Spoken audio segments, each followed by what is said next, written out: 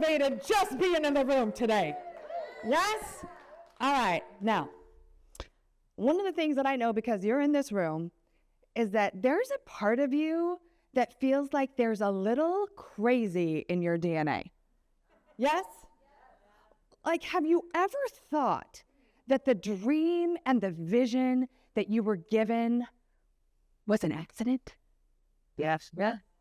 Like your talents and the gifts and the things that you know you're called to do, God's like, oh, sorry, I'm so sorry. That was for your sister. Like those gifts and talents aren't for you. They were given to you by mistake. Has anyone ever felt that way? Where you have this desire and this yearning to do something with the gifts you've been given, and yet every door you seem to try to open smacks. Is that just me? Has anyone else had that experience? And you think to yourself sometimes, am I just cray-cray? Is the vision that I'm holding just out of reach? And so you ask yourself two things. Do I lower the bar? Do I lower the bar? Do I lower my expectations, my value, my worth? Or do I rise up to meet it? And today you have the beautiful opportunity to rise up wherever you are. And we've heard some really amazing speakers today, yes? And no matter where you're at, I think what happens, especially with women, especially with the whole Instagram social, everyone's doing the cover shot, right? Everyone's just living their dream life on the yacht without a care in the world. And you're like, am I the only one on the struggle bus? I'm here to tell you, no, you are not the only one on the struggle bus. And that's why I love the conversations we've had today about vulnerability and transparency. When we work with entrepreneurs, and my amazing team member Kelly's here as well, we work with entrepreneurs all over who know that they're meant for more. They're so good at what they do. And I love Marcy so much because she's talking about, I'm so passionate, and yet everyone's telling me that there's not a stage. And yet the beautiful thing is that there is a stage. Who has a cell phone? Oh, did I say, I mean a smartphone? Who has an iPhone? I'm sorry, does anyone here have an Android? I'm so sorry. So I still love your girl. We're still good. So growing up, I had to audition to be on camera my whole life. I was one of those girls. It's funny, you saw my little girl in the demo there. She has her first dance competition today. So right after this, I'm running up to Oceanside to cheer her on. And she's like, Mom, I want to be Taylor Swift. Great, honey. I'm like, fame is fleeting though, right? Fame is fleeting, but when you're pursuing your true passion and your true joy, it's amazing what shows up to meet you along the way. And yet when I was 9 years old, I begged my mom to put me into modeling and acting classes. Who remembers like the Barbizon, John Casablancas, anyone? Okay, so I only had two goals of my life. Well, one was I wanted to be rich. And the second one is I either wanted to be a supermodel or I wanted to be Mary Hart from Entertainment Tonight. Like those were the two options. And so my mom didn't know quite how to tell me no. So for 2 years, she was just kind of like, okay, honey, maybe someday. And then when I was 11, she finally said yes. Now, was that Marcy? Who was talking about not loving babysitting? Me. Okay, yeah. I was not that person. My two sisters, all they wanted to be they were moms when they grew up. Like for me to have to come up with $100 from babysitting was painful. But I came up with $100 at 11 years old, first investment in myself, and I attended these little modeling and acting classes. If you want runway lessons, I'll do them after. But I want to show you where it started. Oh yeah, there we go. Okay, so the first two pictures on top there, that was my first headshot. I'm wearing my mom's red silk blouse. Color wasn't an option back then, right? And I'm probably 12 years old. Okay, and I remember, does anyone else remember 11? Like the most sexy, confident age ever? No one has said. No one has said. So when Marcy, and you've heard this theme today about resilience and no, like why was I given this dream to be a supermodel and yet I'm not given the Marcy height to accomplish it? Like that's not fair. But what I found is that every single time I pursued a passion, a bigger picture opened, right? That what we think we want, sometimes as we're pursuing it, we realize that's not the greater calling. Has anyone ever experienced that? Like you go down a path and you're like, detour. But every time you fail forward, it's only getting you closer to that North Star Marcy was just talking about, right? And so talk about no. Growing up in, what was it, the 90s, the 80s, it was like, you're not ethnic enough, you're not blonde enough. Like, what are you? Like, my last print job for Chase Bank was ethnically ambiguous. Nailed it, you know. And then I realized I was waiting my whole life for someone to validate what I knew I was meant to do. And it wasn't until I lost everything that I actually pursued the childhood dream and realized it wasn't the dream I wanted anyway.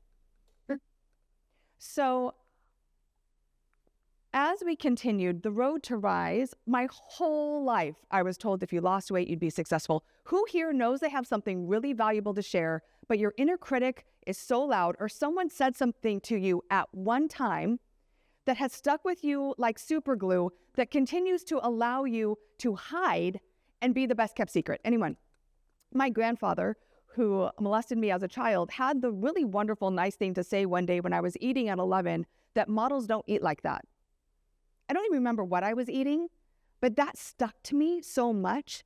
Like, we don't realize the little things that we say that becomes the knives in someone else's psyche. And for my little girl right now, as I'm raising her, 2 things I will never do is criticize my body, because my mom always talked poorly about her body, and ever say that I can't do something. Even if I know deep down it's probably not going to be supermodel, right? Honey, you go for it. You just keep failing forward, right? And then I started my first business at 23 years old. So all you corporate people, I don't understand anything you're saying. I've never been, I don't know. Like the male-female thing, I just have always carved my own path. I started my first business at 23 because I figured supermodel was not going to be my future. And it was interior design. And so I did that for 5 years, and it was a solo job. Like, I loved making beautiful things. And I was still doing TV work to build my interior design business at the time. And then my mom called me one day, I'm 27, and she said, Keri, there's a modeling agency for sale. I'm like, interesting. I said, but I wouldn't want to own a modeling agency. My gift is cultivating talent. I see the potential in you. There's a great quote. I love it so much. It's like, you can't see the frame when you're in the picture. Right? Like, we have all this greatness inside of us. We are such amazing humans, and yet we wait, like Marcy said, and like you've heard today, for someone to tell us we're good enough and that we deserve to be out there. And that is BS. That is someone else's belief system that is being poured on you every single day. And it's the reason why most of this world is unfulfilled. Do you know, according to research, 90% of people don't like their job or spouse? Yeah. Or spouse. 90% of people. And yet we have free will and free choice. I mean, look at Zimbabwe, where you're pregnant at 14. I can't even imagine, right? So this whole, like, you need to lose weight, you need to be this. And then I started my first business at 23. I ended up buying that talent agency I went through as a little girl at 27. Again, investing in myself. My mom and I both put $15,000 into this talent agency. I'm like, thank the Lord for American Express. They don't give me credit anymore, but that's another story. Because in 2008, when the recession hit, I went from owning almost $1 million business at 32 to owning nothing. I was divorced by 30. I had lost my business. I lost my home. And I'm like, well, now what? And like Tukey said, which I love so much, who in here is an entrepreneur or a leader in your space or someone who's, okay, come on, everyone raise your hand, you are. And so when I'm in the bathroom or I'm hanging out with you and I'm asking you, and this is the very first thing we ever ask someone that we meet for the first time is what?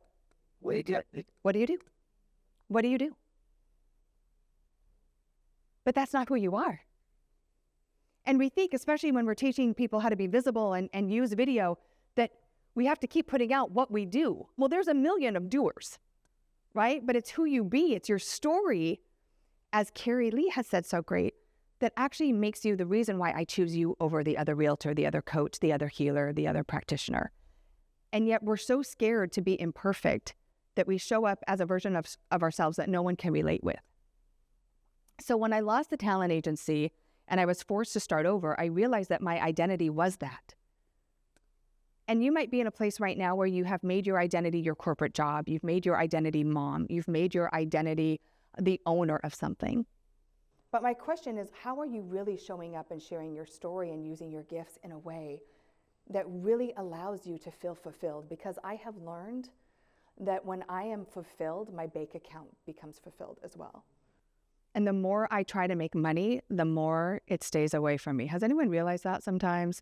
Like the more you're trying to make money, and I love making money. In fact, part of Inspired Living is bridging the wealth gap in female entrepreneurs. There's only 2% of female entrepreneurs that break 7 figures, and 12% break 6. I'm sorry, that just really pisses me off. So part of what we do and part of using visibility is for you to make the impact, and the more impact you make, what happens? More money. The more money you make, right? And that's where when we see Marcy, you see people using video and you see people using media. What you want is there for you, but how often, again, are we waiting for someone to validate we're pretty enough, we're thin enough, we're young enough, we know enough? We all hear imposter syndrome, yes? And by the way, imposter syndrome is just wearing a pair of shoes that are new. That's all. You might feel a little like Bambi, right? But once you start walking in them, you start feeling super confident. So how many of you know that every time you fail, you're just taking one more step forward to that North Star? And if you're not willing to fall in those new shoes, then you're never going to get to that place that is total fulfillment. And so as we're talking today, there are 3 things that I want you to think about when it comes to rising to your brilliance. So after I filed bankruptcy, started completely over, left all my family in Oregon. I'm the only one who lives in Southern California. Everyone's like, you're the black sheep. I'm like, no, I'm the sparkly one. My whole room growing up was dolphins, palm trees, and ocean. Is it a mistake that I live in San Diego? I love my family, but I don't love the rain. So I moved out to LA. I pursued the childhood Mary Hart dream, worked on E! And TV Guide and MTV, and realized talking head was not fulfilling. Fulfilling other people's dreams, helping you show up is what my calling was. And again, I kept having to fail forward to get to this place right now where I feel a complete sense of fulfillment. We were talking about the table about what lets you up. The fact that I've owned this business for 13 years and I get excited every day about doing the work that we get to do tells you, right? Tells us that we're in the right place. So again, the first key to rising up to your brilliance is own your voice. Stop waiting for someone to tell you that you're good enough, to tell you that you're ready. Ready is a decision, not a destination. How many of you feel like, I'll do it when I'm ready? Ready will never come. Ready is a choice that you can make today to show up, to reach out, to finally press record. So owning your voice, owning your story, and stop showing up in a way that is not congruent with who you are. As women especially, I feel like we have this inner child that really just wants to be loved. We want to be approved. We want approval. And so we stay very vanilla with our opinions, with what we talk about, with what we stand for. And if you're not willing to shake things up, you will continue to feel like the best kept secret, right? If you don't stand for anything, you stand for nothing. And right now, more than any other time, we want to stand with people, hand in hand, as you saw up on this stage today, right? So when you take a stand for people, when you take a stand for something, political or not, you will grow your business so much faster because it's not about what you do, it's about who you are. So one of the things you can do to rise up today is say, I'm not going to wait anymore for someone to validate my dream, my voice, and my vision. Are we all in alignment with that? Are we going to continue to lower the bar, or are we going to rise up to meet it? Rise up. Okay. Number 2, leverage visibility. Who in this room feels like the best kept secret? Raise your hand high. Literally, raise your hand high. Okay. So I feel you. And you don't have to audition. You don't have to wait for someone to give you your own show. Hello, YouTube. You don't have to wait to get published for a book. Hello, Amazon. I mean, growing up, I got told no a million times to do the damn thing I knew I was meant to do in the first place, right? And it wasn't until I moved out to LA and 3 hours in an audition room in a bikini, another story, another day, I was like, I'm never doing this again. I launched the Inspired Company, And just last year, we were Inc. 5000 company, and I'm super excited about that. And yeah, like, thank you. Thank you.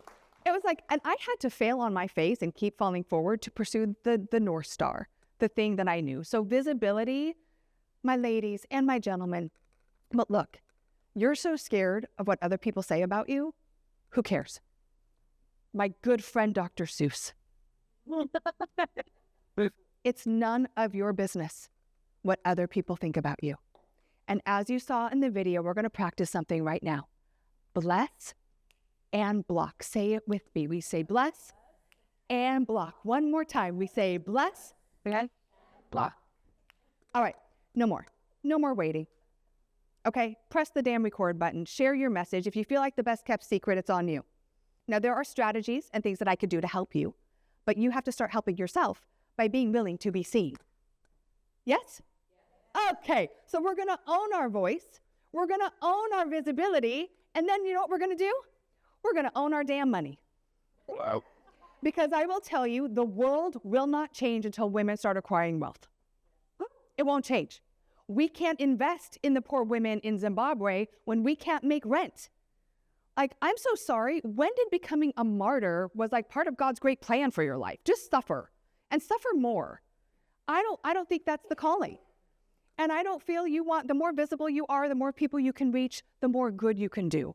And I believe good people do good things, yes? And if you want to rise up, stop lowering your prices. Stop lowering the bar for everyone to meet you. Stop serving everyone and start rising the damn bar so you give me someone to aspire to be like and model so I can make more money and go change the world. Yep. Yeah. So my question for you today is, are you going to keep lowering your bar, or are you going to take it up 3 notches after being here today and rise up to meet it? Right. All right. So step into prosperity with boldness. Money likes confidence. And there are so many ways you can leverage your genius. If you're trading time for dollars, there are ways to change that, right? Shelly in the room can talk to you about diversifying your wealth and creating more streams of revenue. And for every dollar you make, when you can learn to give part of that away, right, we're going to change the world. And it is time that we rise up together. So, all right. All right, so I am the only one who's done this, but if you are interested in staying connected, it would be my deepest and greatest pleasure to support you in sharing your message and getting your voice out there. Thank you, Dr. Julie and Josh, and the brilliant women and men in the room today. Rise up, ladies.